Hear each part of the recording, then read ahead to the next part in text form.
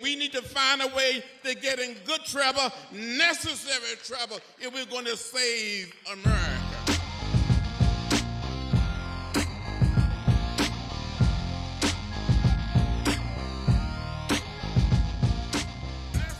This is Paige. Welcome to the Necessary Trouble Show. Here's your host, my dad, Russell Fugett. Welcome back to the Necessary Trouble Show. Thank you very much for that lovely introduction page, Mariah. Here in the Good Word Digital Studios, and today is a very special episode. Today is December 7th, which marks what would have been, I believe, the 73rd birthday. I hope I'm getting this right, of my late uncle, Reginald F Lewis. More recently, late Mayor David Dinkins passed away, and there was a unique relationship that the two of those men had, and there's a unique relationship, of course, that my uncle, of course, with my family, but also Mayor Dinkins had with my family and the family of my guest and my good friend, my brother Antoine Savage, is joining us today. Antoine is a regional insurance specialist at AllianceBernstein, based down in Tennessee, and he's also the founder of Holisticap. Antoine, thanks for making time for us today. Of course. Thank you so much for having me. Obviously, any opportunity to connect with you, my brother, my friend, happy to do so. And certainly really happy to be able to relive the memories of these two huge pillars in our African-American community. Likewise. So I know you said you had the chance to talk to your dad. I guess let's start with Mayor Dinkins, who recently passed away. What were some reflections your father, Frank, who's been so integral to our family and to so many others in the New York area in his business career and his autobiography that came out a few years back? What were some of his memories that he shared with you, and any memories you have of Mayor Dinkins? Yeah, sure. So when I heard about the unfortunate passing of Mayor Dinkins, just thought of reflection came over me, and first thing I did is I contacted my mother to see if she had this picture I knew I had of Mayor Dinkins when he was actually the mayor, and it was a picture of myself. I think I was probably about 11 years old.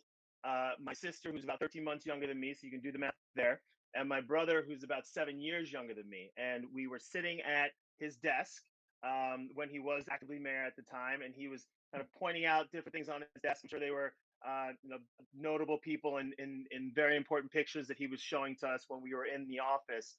And I have a great memory of taking a picture collectively in his office. My sister, I was sitting next to him. My sister kind of nudged me out of the way so she can get right next to him in the shot. But memories like that were just, I mean, they're very vivid because Mayor Dinkins, I remember him as Uncle Dinkins. He used to always love to boast about how he'd say it this way. He was like, "You remember me?" He's like, "I used to babysit you when you were in diapers." Just so it was so fantastic how humble he was, and always went out of his way to remind you, whoever you were, remind you about your relationship and how important that relationship was to him amidst all the important things he was doing for the city of New York and for the African American community specifically in New York. So I spoke to my dad this morning because my father and David Dinkins had a long-standing relationship. Fun fact, they also have the same birthday, July 10th. And my father came to meet David Dinkins when he was Secretary of New York. And the way this worked is that my father was on the board of the Freedom National Bank, which was Jackie Robinson's bank that he founded in Harlem. And my father was working for Citibank at the time. And his friend named Hewlin Fierce was running the board for the Freedom National Bank and asked my father to join. So it was my father, and also he'd asked Ed Lewis to join, whom I think, Russell, you know Ed Lewis, the founder of Essence Magazine. So they had their fraternity of African American businessmen, which at that time there were quite literally just a handful of them, and most of them worked or serving on the board of Freedom National Bank. And the bank was really a testament to the investment into the African American community of Harlem. And David Dinkins at the time was intricately involved in that movement. And that's how they came to meet each other. And like I said, that fraternity of those African American businessmen at that point was such a tight knit group that it was almost destiny that they were going to meet each other. And of course, how they came to meet your Uncle Reggie as well, which I'll segue into in a moment. But Yeah, David was the Secretary of New York at that time. That's how they came to meet each other. They became fast friends. Another fun Hmm. fact: not only did they have the same birthday, but as the Secretary of New York, David Dinkins also issued my parents their marriage license um, Huh. back in the day. So that was in Well, he married my 1980. cousin, as you know. So yeah. So How okay, about that? interesting. So Interesting. yeah, so as I grew up, look, a lot of the memories I have of David are really manifested through memories of my parents. He used to come to a lot of my mother's art exhibits, Right. a lot of my father's Christmas events, company Yeah. Christmas events. My father served on the board of the Boys Choir of Harlem, so David was present at a lot of those events. Really, just remember him not just as a fantastic mayor of New York City, but just a member of the family. And it was great to see my father and he forged such a strong relationship over a number of years. The last time I saw Yeah. David, or had the pleasure to see him, was at my father's surprise 80th birthday party a few years back. He was there along with Charlie Rangel, which was fantastic. So Yeah. just some great memories. And along the way, I was Yeah. always so proud to mention how I was, Uncle Dinkins was my uncle because he did Yeah. such great See, that's things for the funny city. because Mayor Dinkins' son, David Dinkins Jr., is my uncle Dave, and I don't know if you know he's head of sports over at Showtime. Last I checked, and I haven't reached out to him. My father said he hadn't reached out to him yet. Kind of letting the dust settle in this Yeah. environment. I've been able to go to boxing matches and sporting events my whole life. And one of the actually stories I got to sit with my father and Mayor Dinkins, and I think it was in 2006 at the MCI Center, which is now Capital One Arena in DC, for Mike Okay. Yep. Tyson's last fight. And I was like, How we were about like that? maybe 12 rows back. So there were like all these NBA and NFL players in front of me, but there were almost just as many behind me. And so how awesome the seats were. And we had Yeah. backstage passes and everything because David Dinkins Jr. was in the truck producing the fight. Muhammad Ali's daughter fought and beat the heck out of this other woman in the prelim, and then Mike Tyson came up for it, and he didn't win. But I mean, the freedom bank part is so important. I haven't asked my dad this yet, but I'm sure that's how my uncle connected because, of course, my uncle Reg was doing Nesbitt's, doing minority financing deals, and you had people Hmm. like Percy Sutton, you had people like Basil Patterson. I mean, you had so many legends in Harlem. My mother is from Yep. Harlem, and so part of my story with that as well is that my maternal grandfather was also in the Democratic George Washington Carver Democratic Club, and actually ran unsuccessfully for state assemblyman, and met Mayor Dinkins, who was younger than him, but met Mayor Dinkins there as well. Mayor Dinkins was a Marine. My grandfather was in the Navy, so there was that World War II Okay. military service component. Of course, they were both attorneys, and so it's just so many wonderful connections, and Yeah. he's certainly a legend. And I know one of the quotes in the New York Times article that struck me was that he's like, yeah, when he was mayor, of course, he only was able to only serve one term and he lost. But he's like, I had to govern and be mayor in a hurricane, through a storm, with the racial tensions and so many different things going on, and in the police department, and so many different aspects economically. He said, I only wish I'd had the opportunity to know what it was like to govern in calm times, right, when seas were Yeah. calm. But just such an amazing legacy that he Really. had. Um, so, of course, I want to correct myself. Today will be my uncle's 78th birthday, not 73rd. I want to get that right because my text will blow up from my family. What are you talking about?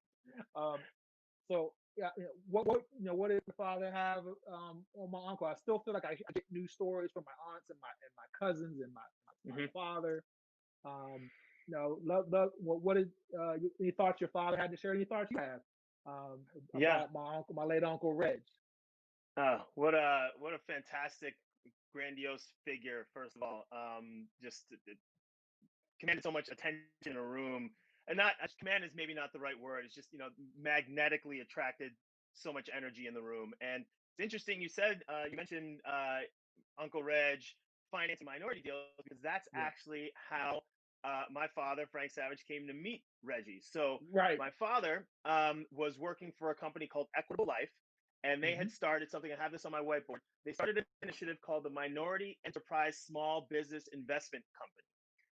Yeah. So, along with Equitable Life financing this and some government financing, their goal was to finance minority-owned businesses by way of making equity purchases. So, Hmm. equity share purchases. So, my father needed a lawyer, to help him draft the correct language. So I'll give you one guess which lawyer he picked, and it was Uncle Reg, and He that's was the how best. yeah, he was the best in the business, and that's how they came to know each other. And my father said, "Look, I mean, Reggie, it was him himself, another gentleman. They were pretty small at that point, but Reggie was the best in the business at doing this, and that's how we forged a good relationship. So my father reflected on this initiative that he worked on with Reggie, and then at one point, Uncle Reg decided that he wanted to be an entrepreneur, right? And he split off, and Yeah. he bought that clothing pattern company. What's it called? I checked my phone McCall. here, but I don't want to be McCall. impolite. Yes. Right. So look, he Yeah. said then Uncle Reggie bought McCall, and it was the business wasn't doing well, but he turned it around and he sold it for there it is, right. Sold it for Gotta a get pretty that in penny. there.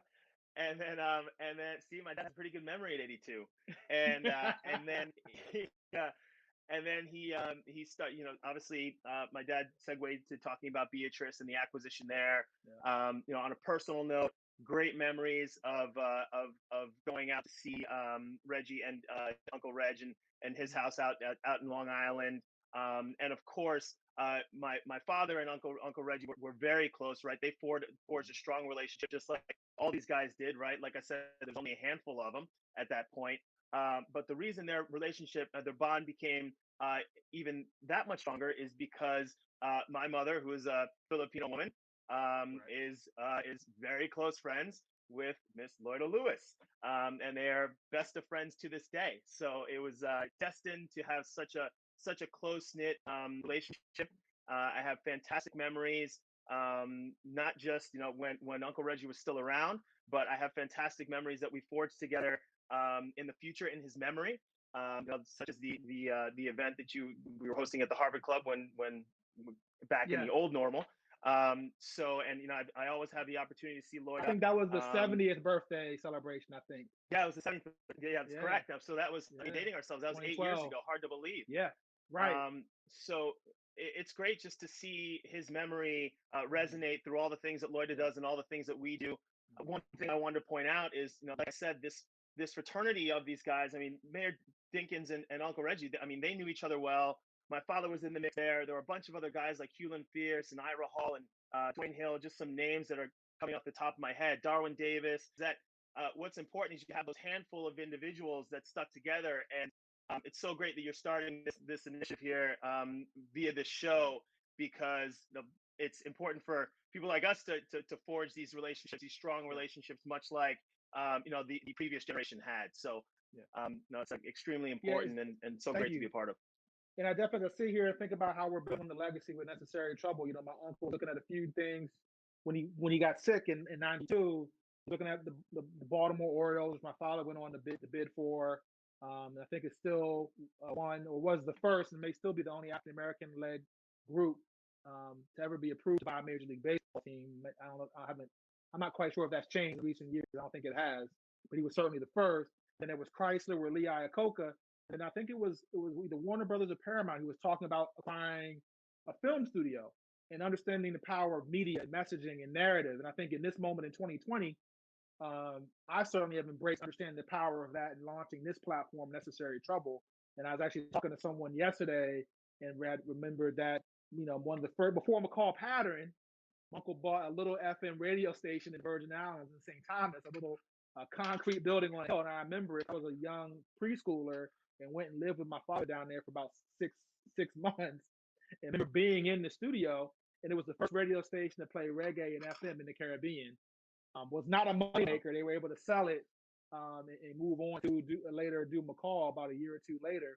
And of course, my dad got sent down there as a brother to go down there and run the radio station, and I got tagged along and hanging out St. Thomas for a while, which wasn't bad for me. But just to understand the importance, and not a bad deal. The importance of media and narrative, and of course, like I said, I mentioned Percy Sutton because of what he was able to do from that perspective in media as well. Was so important to be able to control our story and control our narrative, and that allowed my uncle to be successful. And another Filipino, Butch Miley, who pulled in to help my uncle with his PR, and that improved his positioning to put him in position to get Michael Milken's attention to go to the Beatrice deal. So narrative and storytelling is so important And that's really the legacy that I'm carrying forward in this moment. And I'm gonna take a quick second to just plug. The audiobook is available for just came out in September, right on my grandmother's birthday, who's now 95. Reginald F Lewis's mother, my grandmother. Go to Audible and get the audiobook now for Why Should White Guys Have All Fun, and you can really get more insights into the true story. If you don't want to read, you can put in your earbuds and take a listen as we come into these holiday months. But I really appreciate your compliment on the show.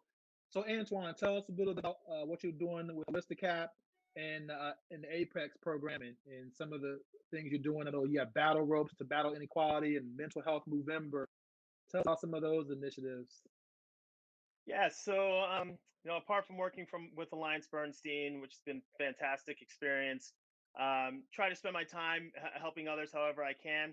So Holisticap is an extension of that. Myself and the other co-founding partner, Chris Gabriel, whom you've done some work with and connected with quite some times, Russell. He is a wellness coach, health and nutrition expert, and he also does some work around brain training. So what we formed is Holisticap, which is an initiative focused on wellness, with a particular focus on financial wellness. So what we're really trying to do is combine the importance of wellness in mind, body, spirit, and finance. So we accentuate that through a couple different initiatives. We have a bi-weekly podcast that Chris releases. The most recent one is on joy, right? Finding joy in yourselves. The upcoming podcast is actually on the Anna Karenina effect, and about having contingency plans to your typical daily routines or any routine that you might have. And that actually complemented my most recent blog that I put out every other week. And the blog this week was focused on having what I like to call a core contingency plan. So, around the importance of maybe changing your plans through the holidays and breaking rituals for the better of our community to slow the spread, obviously, of COVID-19. But the blog is called MQBO. It's on you find it on our Holisticap or my personal Instagram, and also you can find it on LinkedIn as well. But the Apex program is the focused curriculum of Holisticap's initiative. So it's a curriculum that we put in place to optimize mind, body, spirit, and eventually finance. It's delivered by Chris in either an individual fashion.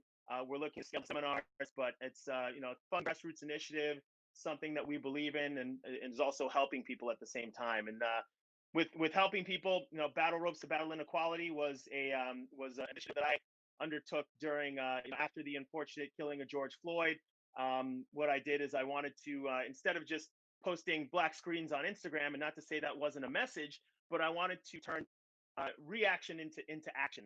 So what I did is I took something that I do every day, which is try to exercise, and I just used battle ropes and had people invest or donate money for me for a certain amount of time, basically to see me suffer. So all proceeds went to the NAACP, because I think we still remain in need for centralized leadership to help us lead this initiative of equality, of achieving equality. It's an uphill battle.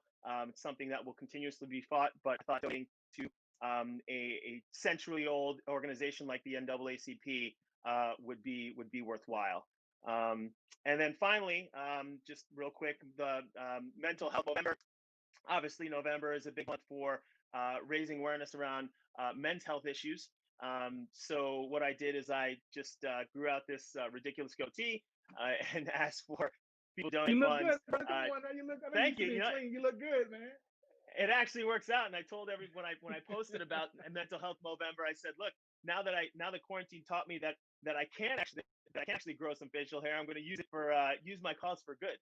So raised a couple dollars to donate to men's mental health issues. I think men's mental health is something that does not get a lot of focus, because men just typically do not like expressing their mental health challenges.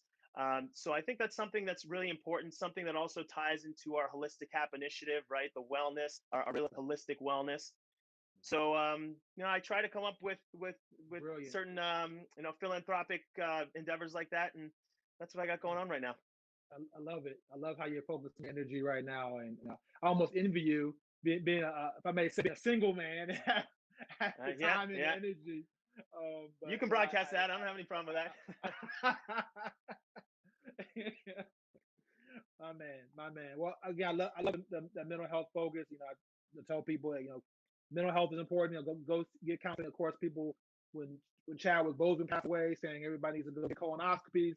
Same thing. Mental health, physical health, spiritual health is important, and then also financial health is important. And so much of the stress of life, particularly in relationships, but also for individuals, is financial. I know a lot of people are struggling right now. A lot of people have had the time in 2020 have been forced to reckon with their finances and their spending habits and their investing and saving habits and capacity. So being able to have an understanding of how to have health in that area also will improve mental and physical health in the short and long run, and eliminating that Yeah. stress at a minimum, and hopefully putting you in a position later in life to be able to do the things you need to do and want to do for yourself, for your family, etc. So that's just great work. Is there any place online where we can stay connected with Apex program or Holisticap? Yeah, yeah, sure. So my Instagram is A Savage's Life. So my first initial last name, Savage's Life, Life. So you can find me on Instagram, and happy to take any questions there. Also, Holisticap is also has an Instagram handle. So I think we'll post that in the text here, and you can certainly engage us and give us any. We welcome any engagement. We are accepting clients. So if you want an initial consultation, you can go ahead and just reach out to us on Instagram or on holisticap.com as well. Holisticap.com also has our whole Apex curriculum listed there, as well as some FAQs. Look, this is not a life coaching program. This is a wellness program. So that's how we're differentiated. And if you check online, you'll find not just our sources to contact us, but like I said, some important FAQs for people just curious about it out there. But mental health is extremely important. It drives physical and mental health. It drives our holistic wellness. So it's important to nurture yourself in that respect, all of us. So please, if you have any concerns about this or thought, hey, look, I've wanted to do this, but I've been putting it off. Now's as good a time as any to really capitalize on these types of opportunities and these types of resources that myself and Chris are offering. So I appreciate the time to speak a little bit more about Holisticap. I know Mayor Dinkins would be proud of us, and my Uncle Red would be proud of us. And I think that's the one thing we can do. Of course, my uncle's slogan is going no matter what, and finding our own lane, our own way to move the ball forward. And I know you and I have been so blessed to have front row seats in terms of growing up as young kids, but then as we become of age to be able to understand and have depth of connection to these awesome legacies of my Uncle Reginald F Lewis and of the late great Mayor David Dinkins. So thanks for being a guest today on relative short notice, and for being available and willing to have this very great conversation in remembrance of these two wonderful men, and also talk about the work that you're doing and the work we're doing here with Necessary Trouble. So, Antoine, thanks for being a guest today. Russell, thanks so much for the opportunity. Best of luck for the show. This is obviously such a fantastic platform. I look forward to participating in the future. Yeah, look forward to hearing more about what you do with Holisticap, and as things go forward, I know we'll have something else to talk about soon. I'm sure. Looking forward to 2021. Thanks, Antoine. Always. Thanks for watching The Necessary Trouble Show. Please visit necessarytroubleshow.com to support the show and to learn more. Subscribe to our e-newsletter and podcast, and follow us on social media at Necessary Trouble Show. Good job, Daddy. This is Paige. Thanks for watching.